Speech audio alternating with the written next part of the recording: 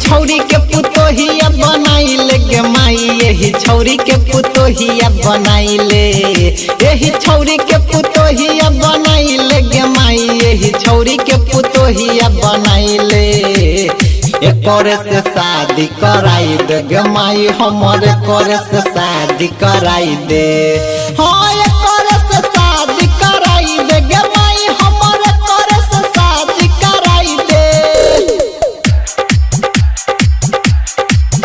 यही छौरी के पुतोहिया बनाइले गे माई, यही छौरी के पुतोहिया बनाइले। घरबा में अपना ले आई दे गे माई, होई लक्ष्मी के घर में बोलाई दे। हाँ घरबा में अपना ले आई दे गे माई, लक्ष्मी के घर में बोलाई दे। घरबा में अपना ले आई दे गे माई, लक्ष्मी के घर में बोलाई ले।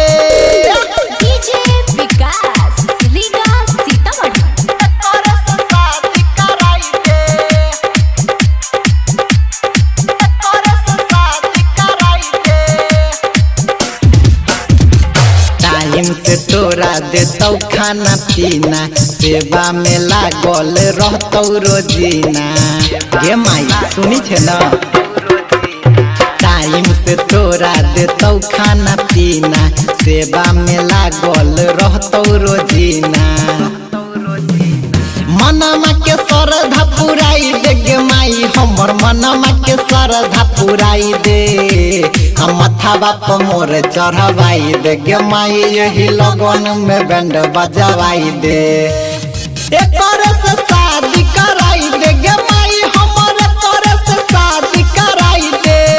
यही छौरी के पुतोहिया बनाइले गे माई, यही छौरी के पुतोहिया बनाइले।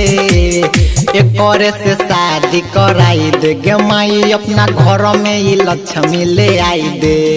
हाँ हाँ एकर से शादी कराई दे गे माई, हमर कर से शादी कराई दे।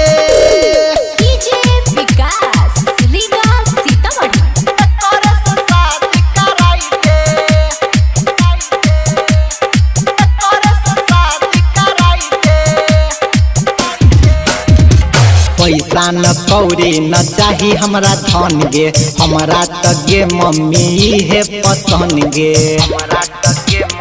गे माई पैसा न कौड़ी न चाही हमरा धन गे, हमरा त गे मम्मी है पसंद गे। यादव दिगंबर के जोड़ी मिलाई दे गे माई, जय गंगा से कैमरा बनाई दे। बाबू से जाई के बताई दे गे माई, ये छौरी के हाथ धरावाई दे। एकर से शादी कराई दे गे माई, हमर कर से शादी कराई दे। यही छौरी के पुतोहिया बनाइले गे माई, यही छौरी के पुतोहिया बनाइले।